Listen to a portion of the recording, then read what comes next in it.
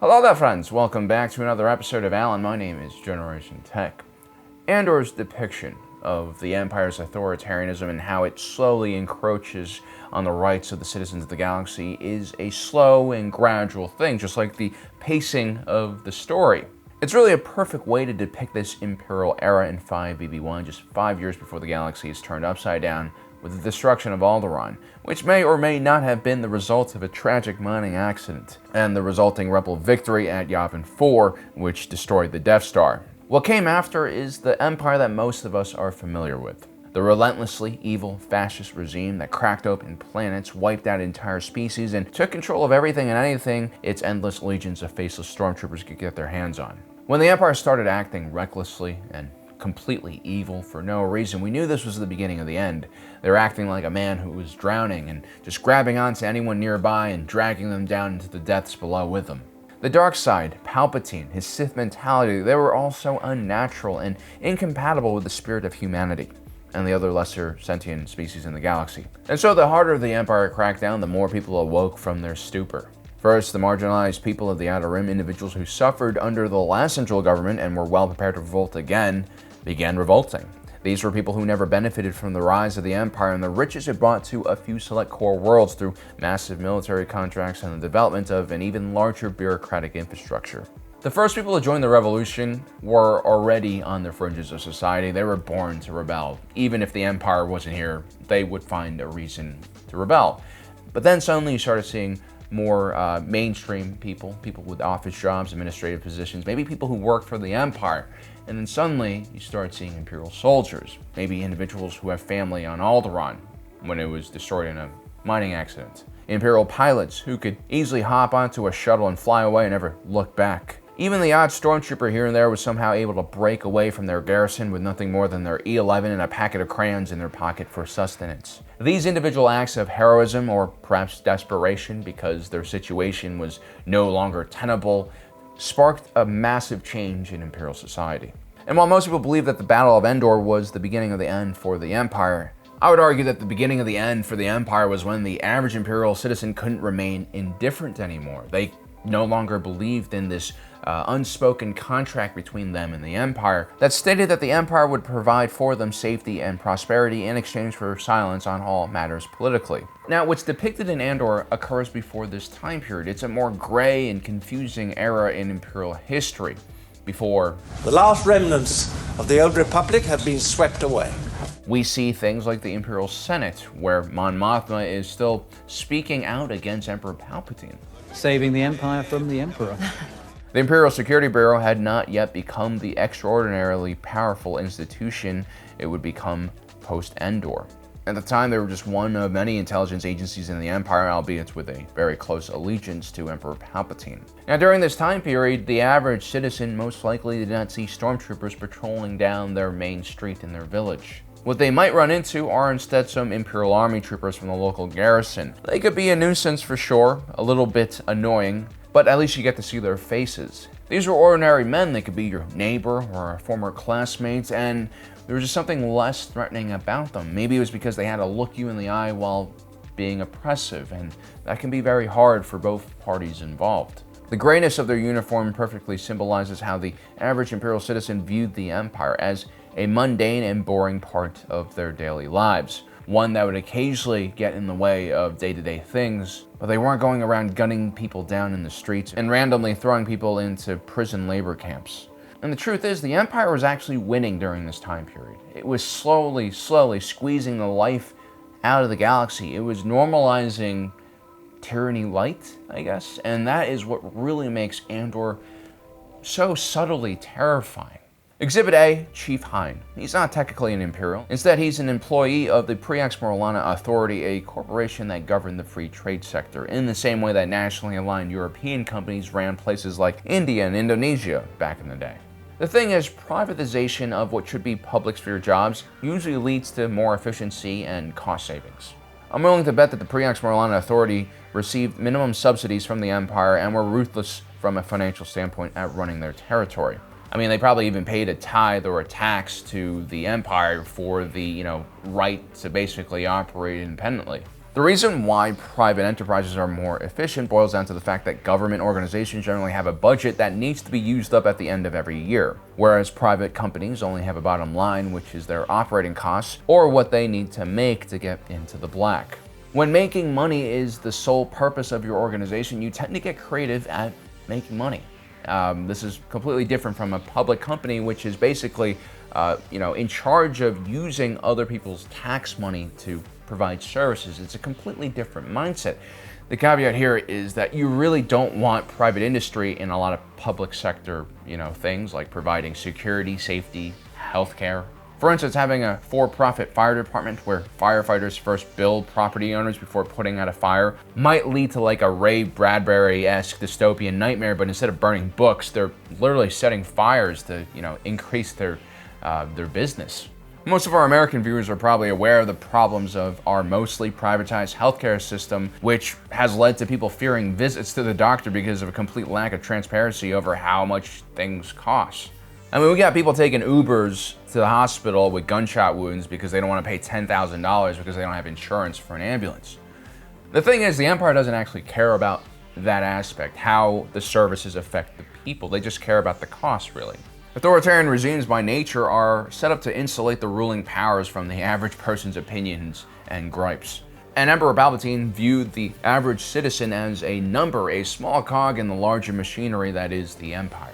And so as long as the people are relatively healthy, and more importantly there is stability and a lack of chaos and political upheaval, then Emperor Palpatine doesn't really care. All he does care about is lowering the cost of running the empire so that he can free up more credits to continue building up his military-industrial complex.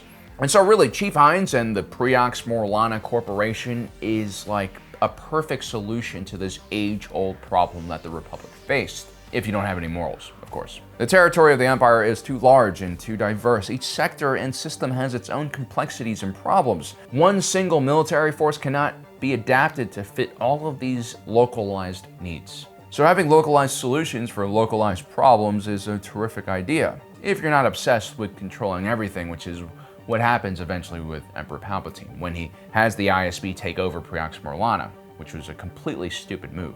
And if you look at Chief Hines, he might seem cynical and jaded about his job. When Cyril Karn tries to investigate that murder of those 2 corporal guards, the chief verbatim describes exactly what happens. They're in a brothel, which we're not supposed to have, the expensive one, which they shouldn't be able to afford. I think his inaction speaks a lot to the corruption and his just lack of care for his own employees, which is kind of bad, but in a way, he's right. I mean, this was an act of corruption. It wasn't just a simple murder. These 2 corrupt guards tried to frisk Andor for money, which is obviously illegal. And this would have been an uneasy situation to report to the Empire because, again, the chief wants to make sure that everything seems okay in his own little fiefdom. This is how authoritarian regimes work. You see, authoritarian regimes impose strict laws and regulations on the people they rule over. You're in Primo corporate zone, you know that, right? Oh, then you didn't park out past the causeway, did ya? But the regimes that impose the rules don't actually have anyone watching over them. There are no rules or regulations for them. Authoritarian regimes, dictatorships, they don't really share power. And so there's no checks and balances, no oppositions, no media to really criticize them. The chaos and political gridlock we see in the Republic are actually signs of a functioning, balanced system. I mean, neither are perfect, republics, authoritarian regimes, but one at least has a sense of fairness and rule of law. If you really think about it, authoritarian regimes like the Empire are just like one gigantic criminal organization, and that is because they basically do whatever they want. And so there's always a huge culture of lying to superiors in authoritarian regimes. And so Chief Hines wants the Empire to think everything is going well in the Morlana system and that he's doing a great job in keeping things under control. And that's because there's really no way for the Empire to really find out unless they send some people over there. And that's a lot less work than Chief Hines actually solving the many problems that I'm sure exist in his system. But then again, his policy of non-enforcement on Ferrix probably was a good idea because the people on Ferrix really want to be left alone. And when someone well-meaning like Cyril Karn goes over to Ferrix and tries to find Andor, basically he kicks up a hornet's nest, which devolves into a nightmare situation. And so Chief Hines is going to lie. As a result, the Empire doesn't need to send hundreds of troops to Ferrix because of one incident with an IED and a speeder. Preox Morlana wins, the Empire wins by not increasing their spending, and the people of Ferrix win as well. When it comes to government systems, a lot of people like to simplify things with, catchphrases like socialism and capitalism, but the reality is there's never been a fully capitalist society or a fully socialist society. There's also no such thing as a completely authoritarian regime that controls everything and that is not somewhat beholden to the people's opinions and demands. When Emperor Palpatine tried to seize complete control of everyone's lives, that was when he made his critical error. Exhibit B. Commandant J-Hold Behaz, commander of the Aldhani garrison. He's the individual in charge of the entire sector's payroll. Behaz is a pudgy man, and he eventually dies of overexertion, but don't let his lack of physical prowess fool you. He is very competent in his own very mundane and evil way. You see, the Commandant doesn't respect the local Dani culture, he judges them using his own culture, the Imperial high culture. The Danis, they're simple people. We found the best way to steer them as we'd like is to offer alternatives. The Danis aren't simple at all, and they definitely don't appreciate the alternatives he gives them. They have no choice in the matter. They are simple mountain people, herders. You put a number of options on the table, and they're so wrapped up in choosing they fail to notice you've given them nothing they thought they wanted at the start. The Danis are wrapped up in choosing because what else can they do? How can they resist the military might of the Empire and their Star Destroyers? Their deeper problem is pride. The Danis would rather lose. They'd rather suffer than accept. Which is wildly ironic, because they basically choked down everything we've thrown at them these last 12 years. It's really J-Hold Behaz who has too much pride, too much stupidity to actually see and understand that the Danis hate him. They're not fooled by his meager offers, and they express their anger towards the Commandant, but he's never really bothered to learn the language, so it flies right over his head.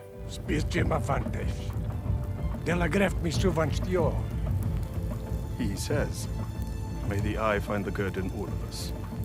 Indeed.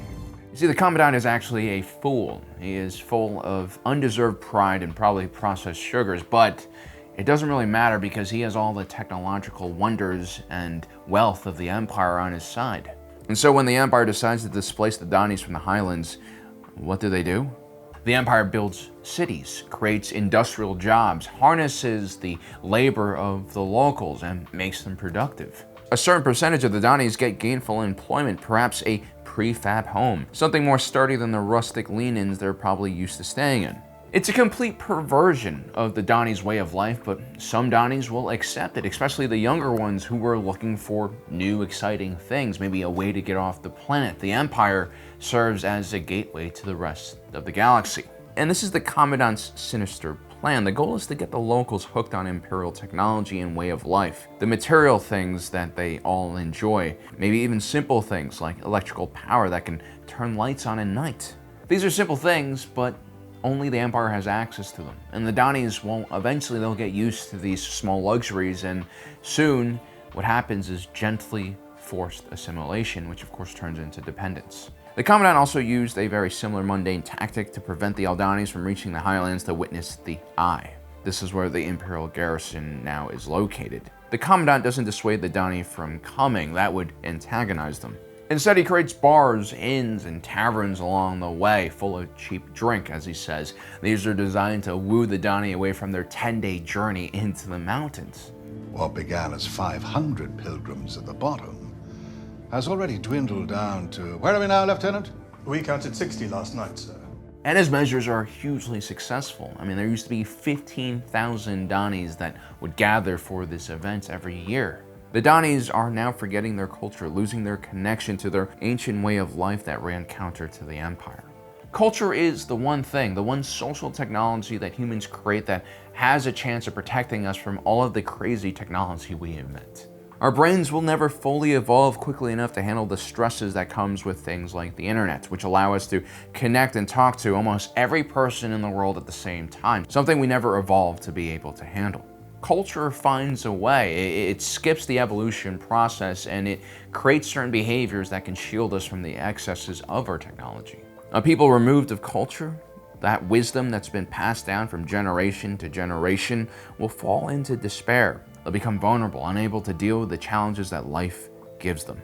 And we've seen this happen in our own world, our own society, time and time again. Take example, the destruction of the indigenous cultures here in America, the forced resettlement of tribes into reservations where they lived, ate, and worked like those who conquered them. What about the Africans, shipped over on boats as slaves, whose culture was completely wiped out? And in that place, they were forced to adopt a completely alien culture based around servitude of another race. Or the Chinese, who during the Cultural Revolution on Mao's order destroyed their ancient wisdom, philosophy, art, and religion. Culture is priceless. It's the armor that protects us from the many pitfalls we face in life. When you destroy it, as Commandant Beholds has here, through small and mundane gestures, you make those people vulnerable. The Donnies never have a chance to even react. They never get their Ferrex's funeral moment where they get to revolt and regain at least some semblance of who they used to be. And that's because the Empire never crosses the line, really. And so one day the Donnies will wake up and not even be able to recognize what they've become. Another cog in the Imperial wheel. Slave labor for the military machine. Madmen like Palpatine are always their own worst enemies. I mean, look at Hitler, for example.